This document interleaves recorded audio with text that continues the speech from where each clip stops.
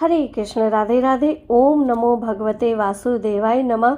जय बृहस्पति देव की, जय भगवान श्री विष्णु माँ लक्ष्मी की। आज हम सुनेंगे गुरुवार बृहस्पतिवार के दिन बृहस्पतिवार व्रत कथा।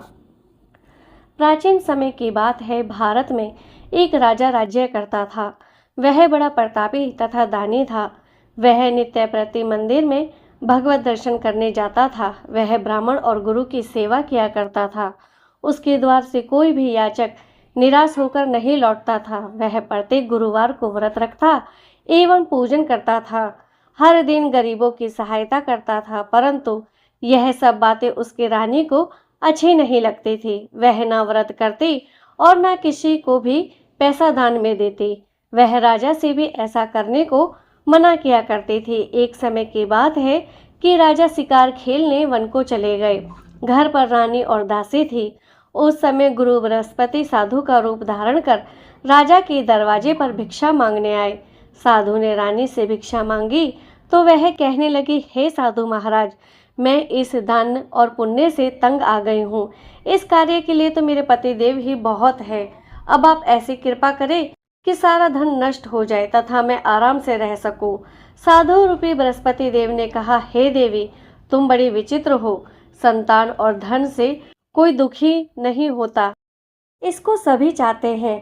पापी भी पुत्र और धन की इच्छा करता है। अगर तुम्हारे पास धन अधिक है तो भूखे प्यासों को भोजन कराओ, प्याऊ लगवाओ, ब्राह्मणों को दान दो, धर्मशालाएं बनवाओ, कुआं, तालाब, बावड़ी, बाग बगीचे आदि का निर्माण कराओ तथा निर्धनों की कुंवारी कन्याओं का विवाह करवाओ, साथ ही यज्ञ आदि कराओ। इस प्रकार के कर्मों से आपके कुल का और आपका नाम परलोक में भी सार्थक होगा एवं तुम्हें भी स्वर्ग की प्राप्ति होगी। परंतु रानी साधु की इन सब बातों से खुश नहीं हुई। उसने कहा, हे साधु महाराज, मुझे ऐसे धन की आवश्यकता नहीं जिसको मैं अन्य लोगों को दान देते फिरूं तथा जिसको रखने और संभालने में ही मेरा सारा समय नष्ट हो जाए।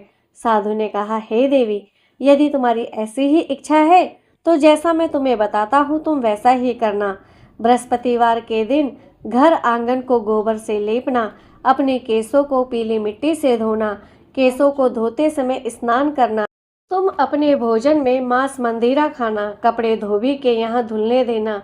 इस प्रकार 7 बृहस्पतिवार ऐसा करने से तुम्हारा सारा धन नष्ट हो जाएगा। यह कहकर साधु महाराज रूपी बृहस्पति देव अंतर्ध्यान हो गए। रानी ने साधु के कहने के अनुसार 7 बृहस्पतिवार तक वैसा ही करने का विचार किया।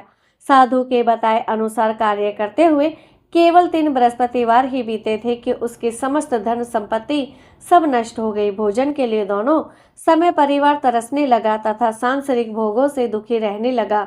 तब राजा रानी से कहने लगा कि हे रानी, तुम यहाँ पर रहो, मैं दूसरे देश को जाता हूँ, क्योंकि यहाँ पर मुझे सभी मनुष्य जानते हैं, इसलिए मैं यहाँ पर कोई काम नहीं कर सकता।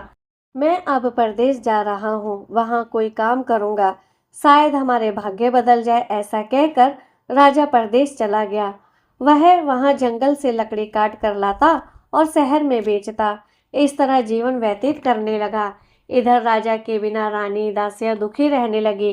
किसी दिन भोजन मिलता और किसी दिन जल पीकर ही रह जाती। एक समय रानी और दासियों को 7 दिन भोजन के बिना ही व्यतीत करने पड़े। तो रानी ने अपनी दासी से कहा, हे दासी, यहाँ पास ही के नगर में मेरी बहन रहती है, वह बड़ी धनवान है, तो उसके पास जा और वहाँ से 5 सेर बेजर मांग कर ले आ, जिससे कुछ समय के लिए गुजारा हो जाएगा। दासी रानी की बहन के पास गई। रानी की बहन उस समय पूजा कर रही थी। बृहस्पतिवार का दिन था। दासी ने रानी की बहन से कहा, हे रानी, मुझे आपकी बहन ने भेजा है, मुझे 5 सेर बेजर दे दो।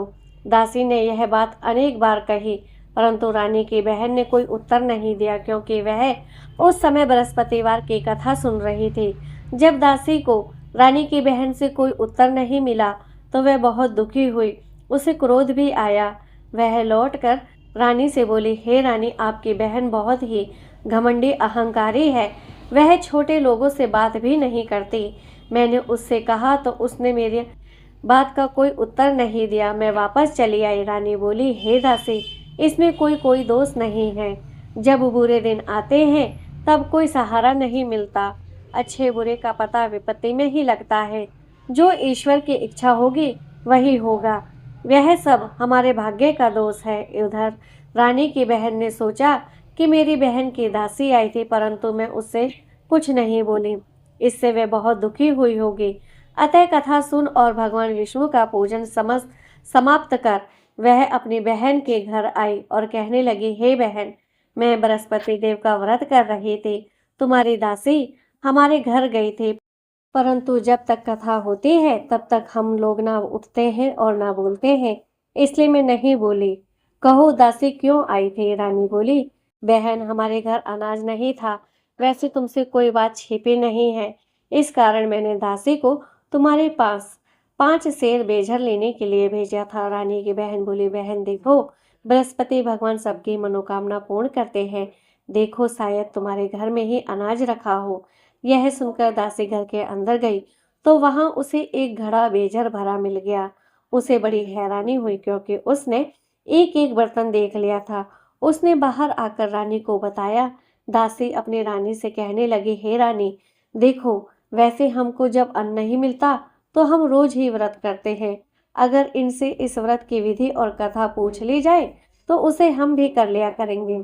दासी के कहने पर रानी ने अपनी बहन से बृहस्पतिवार व्रत के बारे में पूछा। उसकी बहन ने बताया, हे रानी बहन, बृहस्पतिवार को सूर्य उदय से पूर्व उठकर स्नान करके बृहस्पतिवार का व्रत करना चाहिए, लेकिन उस दिन सिर नहीं धोना चाहिए। बृहस्पतिवार के व्रत में चने की दाल और मुनक्कों से भगवान श्री हरि विष्णु और केले के वृक्ष के जड़ से पूजन करे तथा दीपक जलावे। उस दिन एक ही समय भोजन करे। भोजन पीले खाद्य पदार्थ का करे तथा कथा सुने। इस प्रकार करने से गुरु भगवान प्रसन्न होते हैं, अन्न पुत्र धन देते हैं। इस तरह व्रत और पूजन की विधि बताकर रानी की बहन अपने घर लौट गई। रानी और दासी दोनों ने निश्चय किया कि वह बृहस्पति देव भगवान का पूजन जरूर करेगी। 7 दिन बाद जब बृहस्पतिवार आया तो उन्होंने व्रत रखा। घुड़साल में जाकर चना और गुड़ बीन लाई तथा उसके दाल से केले के जड़ में भगवान श्री हरि विष्णु का पूजन किया। अब भोजन कहाँ से आए? दोनों बड़ी दुखी हुई, परंतु उन्होंने व्रत किया था, इस कारण बृहस्पति देव भगवान प्रसन्न थे। वह एक साधारण व्यक्ति के रूप में 2 थालों में सुंदर पीला भोजन लेकर आए और दासी को देकर बोले, हे दासी, यह भोजन तुम्हारे और रानी के लिए है, तुम दोनों करना। दासी भोजन पाकर बड़ी प्रसन्न हुई और रानी से बोली, रानी जी, भोजन कर लो। रानी को भोजन आने के बारे में कुछ पता नहीं था, इसलिए वह दासी से बोली, जा तू ही भोजन कर,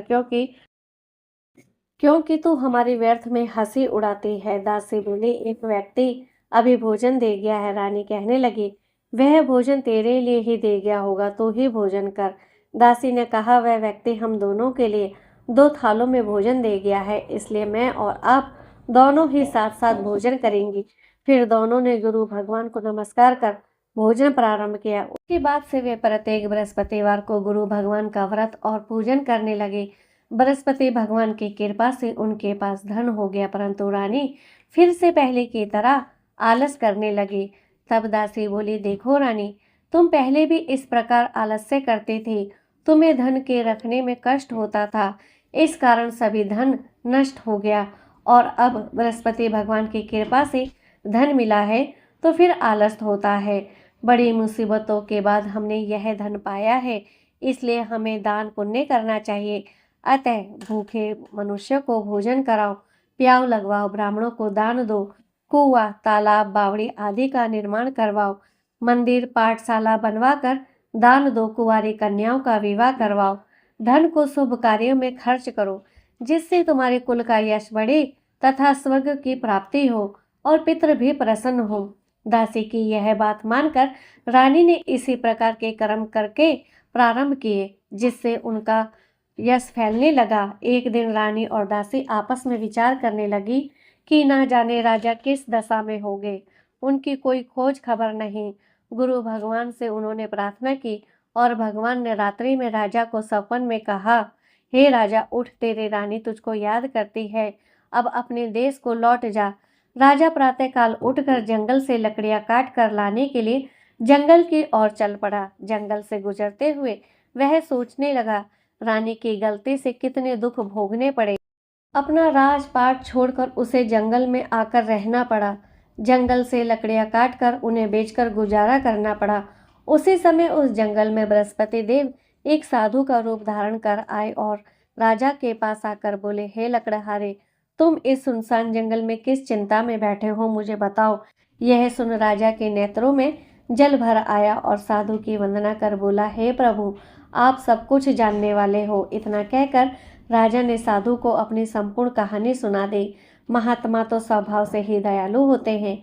वह राजा के बोले, हे राजा, तुम्हारी पत्नी ने बृहस्पति देव के प्रति अपराध किया था, जिसके कारण तुम्हारी यह दशा हुई।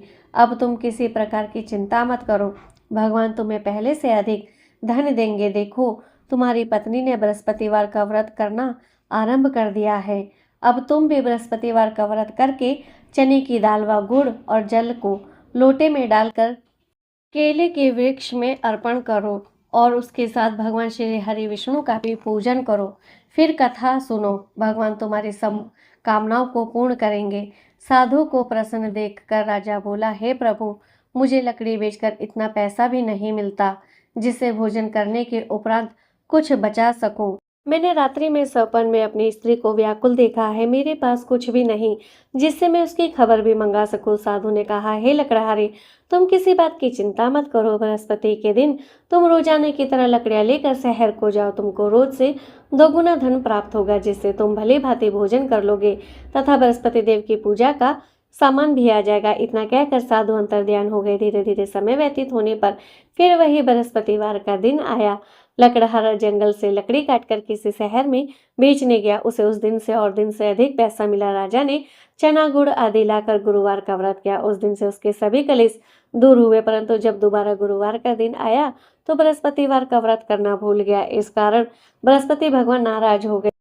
उस दिन नगर के राजा ने विशाल यज्ञ का आयोजन किया तथा शहर में ये घोषणा करा दी कि कोई भी मनुष्य अपने घर में भोजन न बनावे, न आग जलावे। समस्त जनता मेरे यहाँ भोजन करने आवे। इस आज्ञा को जो नहीं मानेगा उसे फांसी की सजा दी जाएगी। इस तरह की घोषणा संपूर्ण नगर में करवा दी गई। राजा की आज्ञा अनुसार शहर के सभी लोग भोजन करने गए, लेकिन लकड़हारा कुछ देर से पहुंचा तो इसलिए राजा उसको अपने साथ घर ले गए और वहीं पर भोजन करवा रहे थे तो रानी की दृष्टि उस कोटे पर पड़ी जिस पर उसका हार लटका हुआ। तो रानी ने निश्चय किया कि मेरा हार इस मनुष्य ने ही चुरा लिया है। उसी समय सिपाहियों को बुलाकर उसे कारागार में डलवा दिया। जब लकड़हारा कारागार में पड़ गया तो बहुत दुखी होकर विचार करने लगा कि ना जाने कौन से पूर्व जन्म के कर्म से मुझे यह दुख प्राप्त हुआ है, और उसी साधु को याद करने लगा जो कि जंगल में मिला था। उस समय तत्काल बृहस्पति देव साधु के रूप में प्रकट हुए और उसकी दशा को देखकर कहने लगे, अरे मूर्ख, तूने बृहस्पति देव की कथा नहीं करी, इस कारण तुझे दुख प्राप्त हुआ है। अब चिंता मत कर, बृहस्पतिवार के दिन कारागार के दरवाजे पर 4 पैसे पड़े मिलेंगे, उनसे तू बृहस्पति देव की पूजा करना, तेरे सभी कष्ट दूर हो जाएंगे। बृहस्पति के दिन उसे 4 पैसे मिले। लकड़हारे ने कथा कही। उसी रात्रि को बृहस्पति देव ने उस नगर के राजा को सपन में कहा, हे राजा, तुमने जिस आदमी को कारागार में बंद कर दिया है वह निर्दोष है, वह राजा है, उसे छोड़ देना। रानी का हार उसी खूंटी पर लटका है, अगर तू ऐसा नहीं करेगा तो मैं तेरे राज्य को नष्ट कर दूंगा। इस तरह रात्रि के सपन को देखकर राजा प्रातःकाल उठा और खूंटी पर हार देखकर लकड़हारे को बुलाकर क्षमा मांगी तथा लकड़हारे को योग्य सुंदर वस्त्र आभूषण देकर विदा किया। बृहस्पति देव की आज्ञा अनुसार लकड़हारा अपने नगर को चल दिया। जब राजा अपने नगर के निकट पहुंचा तो उसे बड़ा आश्चर्य हुआ। नगर में पहले से अधिक बाग, तालाब, कुएं तथा बहुत सी धर्मशाला, मंदिर आदि बन गए। राजा ने पूछा, ये किसका बाग और धर्मशालाएं हैं? तो सभी लोग कहने लगे, यह रानी और बांदी के हैं। तो राजा को आश्चर्य भी हुआ और क्रोध भी आया। जब रानी ने यह खबर सुनी कि राजा आ रहे हैं तो उन्होंने बांदी से कहा, हे दासी, देख राजा हमको कितनी बुरी हालत में छोड़ गए थे, हमारी ऐसी हालत देखकर वह लौट ना जाए, इसलिए तू दरवाजे पर खड़ी हो जा। आज्ञा अनुसार दासी दरवाजे पर खड़ी हो गई। राजा आए तो उन्हें अपने साथ लिवा लाए। तब राजा ने क्रोध करके अपनी रानी से पूछा, यह धन तुम्हें कहाँ और कैसे प्राप्त हुआ? उन्होंने कहा, हमें यह सब धन बृहस्पति देव के व्रत के प्रभाव से प्राप्त हुआ है। राजा ने निश्चय किया कि 7 रोज तो बाद सभी बृहस्पति देव का पूजन करते हैं, परंतु मैं प्रतिदिन दिन में 3 बार कहानी तथा रोज व्रत किया करूंगा। अब हर समय राजा के दुपट्टे में चने की दाल बंधी रहती तथा दिन में 3 बार कहानी कहता। एक रोज राजा ने विचार किया कि चलो अपनी बहन की यहाँ हो आवे। इस तरह निश्चय कर राजा घोड़े पर सवार हो अपनी बहन के यहाँ को चलने लगा। मार्ग में उसने देखा कि कुछ आदमी एक मुर्दे को लिए जा रहे थे। उन्होंने रोक कर कहा कि हमारी कोई बृहस्पति देव की कथा सुन ले। वह बोले, लो, हमारा तो आदमी मर गया, इसको कथा की पड़ी है। परंतु कुछ आदमी बोले, अच्छा कहो, हम तुम्हारी कथा भी सुनेंगे। राजा ने दाल निकाली और जब कथा आधी हुई कि मुर्दा हिलने लग गया और जब कथा समाप्त हो गई वह मुर्दा राम राम कर कर उठ खड़ा हो गया। आगे मार्ग में उसे एक किसान खेत में हल चलाता मिला। राजा ने उसे देखकर उससे बोला, अरे भैया, तुम मेरी बृहस्पतिवार की कथा सुन लो। किसान बोला, जब तक मैं तुम्हारी कथा सुनूंगा तब तक 4 हरैया जोत लूंगा। जा अपनी कथा किसी और को सुनाना। इस तरह राजा आगे चलने लगा। राजा के हटते ही बैल पछाड़ खाकर गिर गई तथा किसान के पेट में बड़ी जोर का दर्द होने लगा। उस समय उसकी माँ रोटी लेकर आई और उसने जब ये देखा तो अपने पुत्र से सब हाल पूछा और बेटे ने सभी हाल कह दिया। तो बुढ़िया दौड़ी दौड़ी उस घुड़सवार के पास गई और उससे बोली कि मैं तेरी कथा सुनूंगी, तू अपनी कथा मेरे खेत पर चलकर ही कहना। राजा ने बुढ़िया के खेत पर जाकर कथा कही, जिसके सुनते ही वह बैल उठ खड़े हुए तथा किसान के पेट का दर्द भी बंद हो गया। राजा अपनी बहन के घर पहुंचा। बहन ने भाई की बहुत मेहमानी की। दूसरे रोज प्रातःकाल राजा जगा तो वह देखने लगा कि सब लोग भोजन कर रहे हैं। राजा ने अपनी बहन से कहा, ऐसा कोई है जिसने अभी तक भोजन ना किया हो? मेरे बृहस्पतिवार की कथा सुन ले। बहन बोली, ये भैया, देश ऐसा ही है, यहाँ लोग भोजन करते हैं, बाद में अन्य काम करते हैं। अगर कोई पड़ोस में है तो मैं देख आती हूँ। ऐसा कहकर वे देखने चली गई, परंतु उसे कोई ना मिला। फिर वह एक कुमार के घर गई जिसका लड़का बीमार था। उसे पता चला कि उनके यहाँ 3 रोज से किसी ने भोजन नहीं किया। रानी ने अपने भाई की कथा सुनने के लिए कुमार से कहा। वह तैयार हो गया। राजा ने जाकर बृहस्पतिवार की कथा कही, जिसको सुनकर उनका बेटा ठीक हो गया। अब तो राजा की प्रशंसा और जय जयकार होने लगी। एक रोज राजा ने अपनी बहन से कहा कि हे बहन, हम अपने घर को जाएंगे, तुम भी तैयार हो जाओ। राजा की बहन ने अपनी सास से कहा। सास ने कहा, चली जाना, परंतु अपने बच्चों को मत ले जाना, क्योंकि तेरे भाई की कोई भी संतान नहीं है। बहन ने अपने भैया से कहा, भैया, मैं तो चलूंगी, पर कोई भी बालक नहीं जाएगा। राजा बोला, जब कोई बालक नहीं जाएगा तो तुम ही क्या करोगी? जाकर बड़े दुखी मन से राजा अपने घर को लौट आया। राजा ने अपनी रानी से कहा, हम निर्वंशी हैं, हमारा मुंह देखने का धर्म नहीं है और कुछ भोजन आदि नहीं किया। रानी बोली, हे प्रभु, बृहस्पति देव ने हमें सब कुछ दिया है, वह हमें संतान भी जरूर देंगे। उसी रात को बृहस्पति देव ने राजा से सपन में कहा, है राजा, उठ, सभी सोच त्याग दे, तेरी रानी गर्भ से है। राजा यह बात सुनकर बहुत प्रसन्न हुआ। 9वें महीने में उसकी रानी से गर्भ से एक सुंदर पुत्र पैदा हुआ। तब राजा बोला, रानी, स्त्री बिना भोजन के रह सकती है, बिना कहीं नहीं सकती। तब मेरी बहन आवे तो तुम उसे कुछ मत कहना। जब राजा की बहन ने यह शुभ समाचार सुना तो वह बहुत खुश हुई तथा बधाई लेकर अपने भाई के यहाँ आई। तभी रानी ने कहा, घोड़ा चढ़कर तो नहीं आई, गधा चढ़ी आई।